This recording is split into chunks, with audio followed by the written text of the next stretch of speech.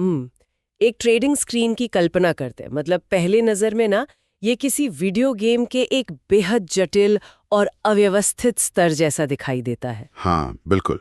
लाल और हरी मोमबत्तियां या कैंडल्स लगातार झपक रही होती हैं। और अनगिनत रंग बिरंगी रेखाएं एक दूसरे को काट रही होती है। हर सेकंड संख्याओं का एक नया सेट उभर कर सामने आ जाता है। सही बात है। एक बाहरी व्यक्ति के लिए ये महज डेटा का एक उबलता हुआ शोर है। लेकिन जो लोग वित्तीय बाजारों में उतरते हैं उनके लिए यही स्क्रीन फैसले लेने का सबसे बड़ा हथियार है। समस्या ये है कि ये स्क्रीन स्पष्टता देने के बजाय अक्सर एक गहरा मानसिक धुंधलाका पैदा कर देती है। जिसे हम सूचनाओं का अधिभार या इंफॉर्मेशन ओवरलोड कहते हैं। और पता है इस दिमागी धुंधले का सबसे बड़ा कारण क्या है? इंसान का दिमाग एक साथ इतने सारे गतिशील चरों या वेरिएबल्स को प्रोसेस करने के लिए नहीं बना है। बिल्कुल नहीं। जब ट्रेडर बाजार की इस भारी उथल-पुथल के बीच कोई पैटर्न खोजने की कोशिश करता है तो उसका ज्यादातर समय और दिमागी ऊर्जा सिर्फ उस डेटा को व्यवस्थित करने में ही खर्च हो जाती है। मतलब असल विश्लेषण का काम तो तब शुरू होगा ना जब ये अव्यवस्था दूर हो। एग्जैक्टली। और ज्यादातर लोग इसी अव्यवस्था में फंसे रह जाते हैं। और यहीं पर हमारी आज की इस विस्तृत चर्चा का मिशन शुरू होता है।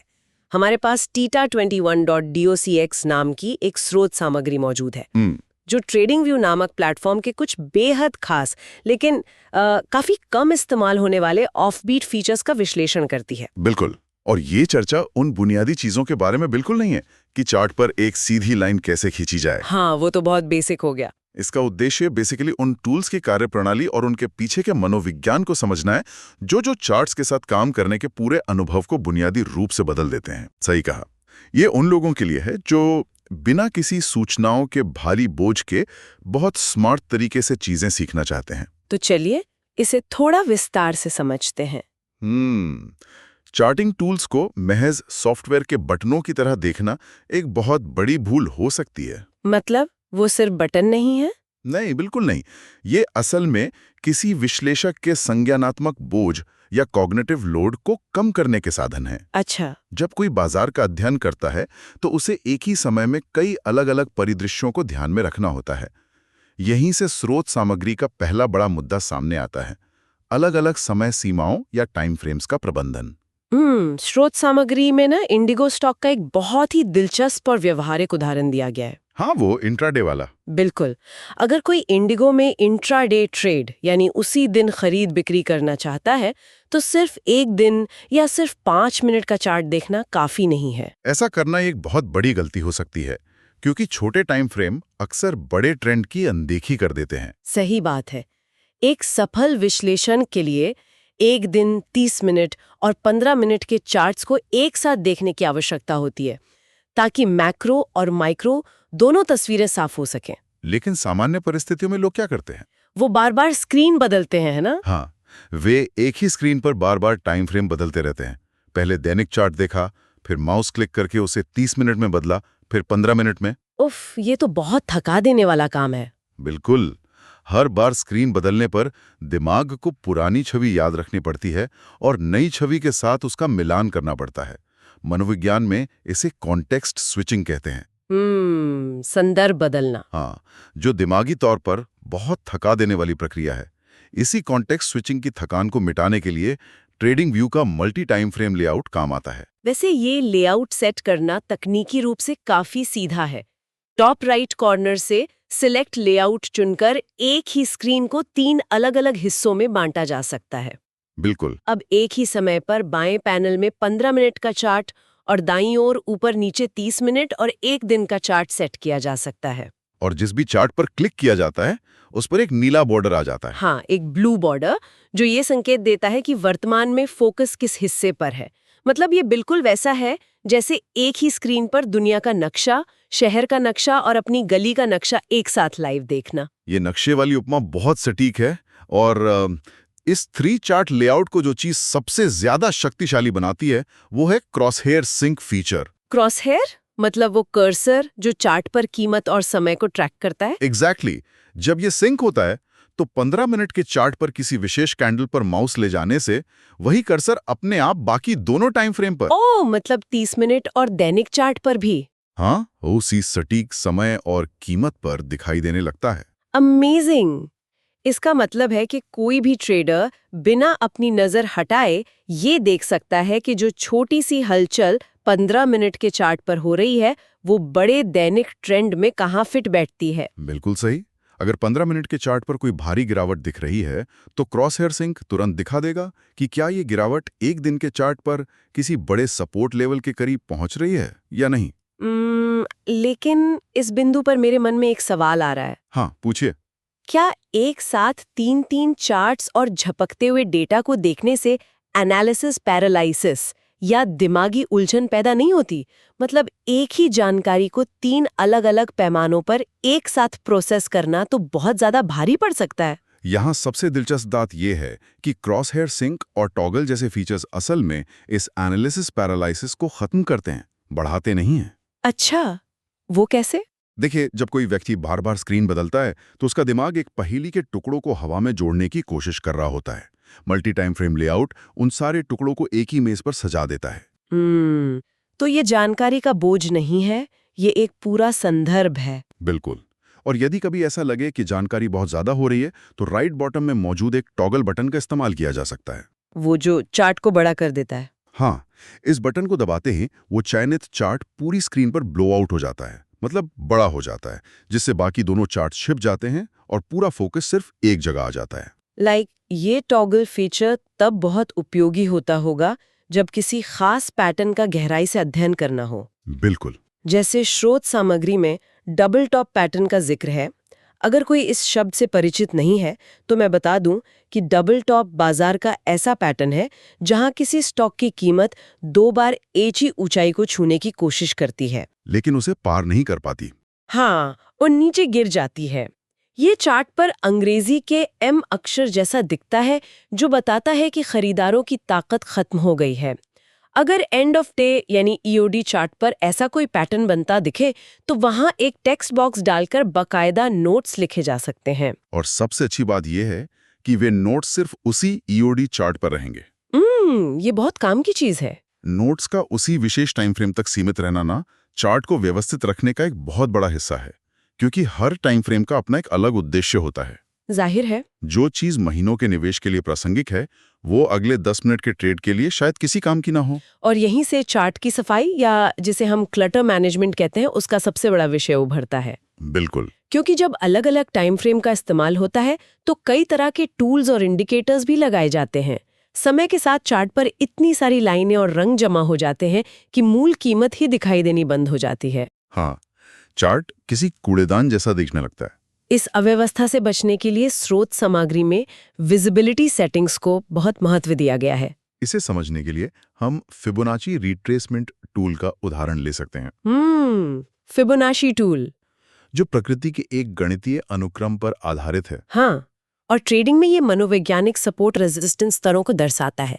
बाजार कभी भी सीधी रेखा में ऊपर नहीं जाता है ना? बिल्कुल, वो हमेशा थोड़ा पीछे हटता है, जिसे रिट्रेसमेंट कहते हैं। ये टूल यह अनुमान लगाने में मदद करता है कि वो पीछे हटने की प्रक्रिया कहाँ रुक सकती है। ये आमतौर पर बड़े और लंबी अवधि के रुझानों को समझने के लिए इस्तेमाल होता है। अब परेशानी तब शुरू होती है जब कोई एक दिन के बड़े चार्ट पर एक विस्तृत फिबोनाची टूल लगाता है और फिर 15 मिनट या 1 घंटे के छोटे चार्ट पर चला जाता है। और वो बड़ा फिबोनाची टूल उन छोटे चार्ट्स पर भी दिखाई देने लगता है। हाँ, छोटे चार्ट्स पर वे लाइनें इतनी अजीबोगरीब जगह दिखाई देती हैं कि उनका कोई अर्थ नहीं रह जाता, वो बस ध्यान भटकाती हैं। लेकिन इसे ठीक करने की प्रक्रिया बहुत ही तार्किक है। उस स्टडी या लाइन पे डबल क्लिक करके सेटिंग्स में जाना होता है और वहां विजिबिलिटी का विकल्प मिलता है। एग्जैक्टली, जहां ये सेट किया जा सकता है कि ये विशेष टूल सिर्फ दैनिक चार्ट पर ही दिखाई देगा। इसके बाद जब छोटा टाइम फ्रेम वाले चार्ट को देखा जाएगा तो वो फिबोनाची टूल वहां नजर नहीं आएगा, चार्ट एकदम साफ रहेगा। लेकिन यहाँ मामला थोड़ा और दिलचस्प हो जाता है। अच्छा, अगर विजिबिलिटी सेटिंग्स के जरिए छोटे टाइम फ्रेम से फिबोनाची जैसी बड़ी और महत्वपूर्ण स्टडीज को पूरी तरह छिपा दिया जाए तो क्या इससे एक बहुत बड़ा जोखिम पैदा नहीं होता? कैसा जोखिम? मान लीजिए कि कोई छोटे टाइम फ्रेम पर ट्रेड कर रहा है और उसने दैनिक चार्ट के किसी बड़े सपोर्ट लेवल को छिपा दिया है, क्या वो उस छिपे हुए खतरे से टकराकर अपना नुकसान नहीं कर बैठेगा? ये बहुत ही अच्छा सवाल है और ये शोर और संकेत यानी नॉइज वर्सेस सिग्नल के बीच अंतर करने का एक बेहतरीन उदाहरण है। देखिए, जानकारी तभी मूल्यवान होती है जब वो सही संदर्भ में हो। अगर हर टाइम फ्रेम पर हर एक इंडिकेटर दिखाई देने लगे तो दिमाग के लिए यह तय करना असंभव हो जाएगा कि किस लाइन को महत्व देना है और किसे छोड़ना है। हाँ, फिर तो सारी जानकारी मिलकर महज शोर बन जाएगी। बिल्कुल। विजिबिलिटी सेटिंग्स असल में आलोचनात्मक सोच या क्रिटिकल थिंकिंग को बढ़ावा देती हैं। जब किसी टूल को छिपाया जाता है तो ये एक सचेत फैसला होता है कि ये जानकारी इस माइक्रो लेवल के लिए अप्रासंगिक है। और जहां तक बड़े खतरों के मिस होने की बात है, हाँ, तो मल्टी टाइम फ्रेम लेआउट का जादू यही काम आता है। मुख्य फोकस 15 मिनट के साफ चार्ट पर रहता है, लेकिन बगल वाले पैनल में खुला एक दिन का चार्ट उन बड़े सपोर्ट या फिबोनाची लेवल्स को लगातार दिखाता रहता है। अरे हाँ, ये तो एक बहुत ही सुंदर व्यवस्था है। मतलब सारे टूल्स एक दूसरे के पूरक बन जाते हैं। बिल्कुल। अब इस साफ सफाई के काम में ना एक और फीचर का जिक्र आता है, अनडू रीडू। जब इतने सारे टूल्स और लाइनें खींची जा रही हों तो गलतियां होना तो स्वाभाविक है। कई बार कोई गलत इंडिकेटर लग जाता है या माउस फिसलने से कोई बेमतलब की ट्रेंड लाइन बन जाती है। और सामान्य तरीकों में उस गलत लाइन को पहले चुनना पड़ता है और फिर उसे डिलीट करना पड़ता है, जो फ्लो को तोड़ देता है। हाँ, लेकिन ट्रेडिंग व्यू पर इसके लिए एक क्लिक का अनडू बटन दिया गया है, जो बिल्कुल किसी वर्ड प्रोसेसर की तरह काम करता है। लेकिन इसमें एक बहुत ही दिलचस्प सीमा तय की गई है। वो क्या? ये अनडू फीचर केवल सबसे ताजा यानी मोस्ट रीसेंट एक्शन को ही हटाता है। सिर्फ एक एक्शन? हाँ, इसका मतलब है कि कोई लगातार 20 बार अनडू बटन दबाकर अपने पिछले 1 घंटे के विश्लेषण को साफ नहीं कर सकता। पहली नजर में ये एक कमी या बग लग सकता है कि सिर्फ एक ही कदम पीछे जाया जा सकता है। लगता है ना? लेकिन अगर गहराई से सोचा जाए तो ये कोई कमी नहीं है, बल्कि ये एक फीचर है जो जानबूझकर डिजाइन किया गया है। मतलब ये सीमा विश्लेषक को जवाबदेह बनाती है। बिल्कुल। जब ये पता होता है कि एक बटन दबाकर सारी पुरानी गलतियों को नहीं मिटाया जा सकता, तो चार्ट पर जो भी लाइन या टूल लगाया जाता है वो बहुत सोच समझकर और इरादे के साथ लगाया जाता है। ये अंधाधुंध क्लिक करने की आदत पर लगाम लगाता है। ये अनुशासन का एक तकनीकी रूप है। अब जब चार्ट से सारा कचरा साफ हो चुका है, फोकस सही जगह पर है, तो विश्लेषण के एक बहुत ही महत्वपूर्ण चरण की ओर बढ़ा जा सकता है, ऐतिहासिक डेटा का अध्ययन। Price history? हाँ, किसी भी बाजार को समझने के लिए ये देखना अनिवार्य होता है कि अतीत में किसी खास समय पर कीमत ने कैसा व्यवहार किया था। इसके लिए स्रोत सामग्री में गो टू डेट फीचर पर चर्चा की गई है। ये फीचर चार्ट के बिल्कुल नीचे मौजूद होता है। इसकी अहमियत को एक उदाहरण से समझते हैं। मान लीजिए किसी को ये जांचना है कि इन्फोसिस के स्टॉक ने 2 जनवरी 2019 को दोपहर ठीक 12:30 बजे वाली कैंडल पर कैसा व्यवहार किया था, या 5 मार्च को किसी खास खबर के आने पर बाजार की क्या प्रतिक्रिया थी। अगर इस काम को बिना किसी विशेष टूल के करना पड़े तो विश्लेषक को लगातार अपने माउस से चार्ट को पीछे की ओर स्क्रॉल करना पड़ेगा। और इस स्क्रॉलिंग में न सिर्फ भारी समय बर्बाद होता है, बल्कि अक्सर इंटरनेट के धीमे होने से चार्ट अटक जाता है या संदर्भ भी खो जाता है। सालों पुराने इंट्राडे डेटा को इस तरह खोजना घास के ढेर में सुई ढूंढने जैसा है। इसी मेहनत को खत्म करने के लिए ये गो टू डेट फीचर काम आता है। ये असल में प्राइस हिस्ट्री के एक सर्च इंजन या एक सटीक टाइम मशीन की तरह है। बिल्कुल। बस एक कैलेंडर खुलता है जहां तारीख और सटीक समय दर्ज किया जाता है, और एंटर दबाते ही चार्ट बिना किसी रुकावट के तुरंत उसी विशिष्ट क्षण पर पहुंच जाता है। जो काम मैनुअल स्क्रॉलिंग में 10 मिनट ले सकता था, वो महज 2 सेकंड में पूरा हो जाता है। ये घंटों की मेहनत बचाता है और बैक टेस्टिंग को अविश्वसनीय रूप से तेज कर देता है। पुरानी रणनीतियों को परखने की प्रक्रिया बहुत आसान हो जाती है। अगर हम इसे बड़ी तस्वीर से जोड़ें तो ट्रेडिंग या विश्लेषण सिर्फ अपने लिए डेटा जमा करना नहीं है। सही बात है। एक समय आता है जब इस मेहनत से तैयार की गई रिसर्च और इन शानदार चार्ट्स को दूसरों के साथ साझा करना होता है, चाहे क्लाइंट को प्रेजेंटेशन देना हो या सोशल मीडिया पर अपनी वित्तीय साक्षरता का प्रदर्शन करना हो। और यहीं पर लोग सबसे बड़ी गलती करते हैं, वे अपने कंप्यूटर या फोन से साधारण स्क्रीनशॉट ले लेते हैं। हाँ, जो बहुत खराब दिखता है। बिल्कुल। जब चार्ट्स में इतनी बारीक लाइनें, छोटे छोटे टेक्स्ट बॉक्सेस और विशिष्ट प्राइस पॉइंट्स होते हैं तो एक साधारण स्क्रीनशॉट उन पिक्सेल्स को फाड़ देता है, वो धुंधला हो जाता है। बहुत ही गैर पेशेवर लगता है। जिस विश्लेषण में इतनी मेहनत लगी वो एकदम अस्पष्ट दिखाई देता है। कई बार उस धुंधलेपन के कारण एक महत्वपूर्ण कैंडल की विक या छाया छिप जाती है, जिससे पूरे चार्ट का अर्थ ही बदल सकता है। इसी स्पष्टता को बरकरार रखने के लिए HD इमेज कैप्चर करने का फीचर दिया गया है। वो Alt+S वाला? हाँ, कीबोर्ड पर Alt+S दबाते ही ट्रेडिंग व्यू चार्ट की एक उच्च गुणवत्ता वाली तस्वीर ले लेता है। इसमें पिक्सेल्स नहीं फटते। इस साफ सुथरी इमेज को सीधे सेव किया जा सकता है या लिंक के जरिए ट्वीट भी किया जा सकता है। ये सिर्फ एक छोटा कीबोर्ड शॉर्टकट नहीं है, ये अच्छे डेटा के प्रलेखन या डॉक्यूमेंटेशन का एक मानक तरीका है। बिल्कुल। वित्तीय बाजारों में जहां एक एक रुपए का महत्व होता है, वहां जानकारी का धुंधला होना किसी को गुमराह कर सकता है। उच्च गुणवत्ता वाले चार्ट्स साझा करने से वित्तीय चर्चाओं में एक व्यवहारिकता और प्रोफेशनलिज्म आता है। सही कहा। तो इन सब का क्या मतलब है?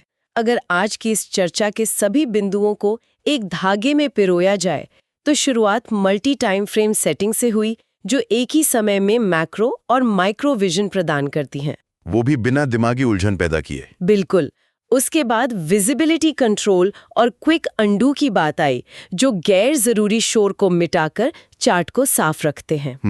फिर गो टू डेट रूपी टाइम मशीन ने घंटों की स्क्रोलिंग को सेकंड्स में बदला, और अंत में Alt+S ने ये सुनिश्चित किया कि ये सारी मेहनत दुनिया के सामने बिना अपनी गुणवत्ता खोए पेश की जा सके। ये सभी महज सॉफ्टवेयर के फीचर्स नहीं हैं। हाँ, ये ऐसे उपकरण हैं जो एक विश्लेषक के सबसे कीमती संसाधन, उसके समय और उसकी दिमागी ऊर्जा को बर्बाद होने से बचाते हैं। ये एक बहुत ही सटीक निष्कर्ष है। जब कोई टूल काम के बीच से रगड़ या फ्रिक्शन को पूरी तरह खत्म कर देता है, तो वो केवल सुविधा नहीं देता, वो काम करने के तरीके को भी बदल देता है। बिल्कुल बदल देता है। और इसी से एक बहुत ही गहरा सवाल जन्म लेता है, जिस पर हर उस व्यक्ति को विचार करना चाहिए जो इस तरह के टूल्स का इस्तेमाल करता है। वो सवाल क्या है? जब सॉफ्टवेयर हमारे लिए संदर्भ बदलना, गलतियां सुधारना और डेटा खोजना इतना आसान और घर्षण रहित बना देता है, तो क्या इससे सिर्फ हमारा समय बचता है, या फिर ये गति हमारे फैसले लेने की प्रक्रिया, हमारी रिस्क लेने की क्षमता और अंततः बाजार को देखने के हमारे पूरे मनोविज्ञान को ही बुनियादी तौर पर बदल देती है?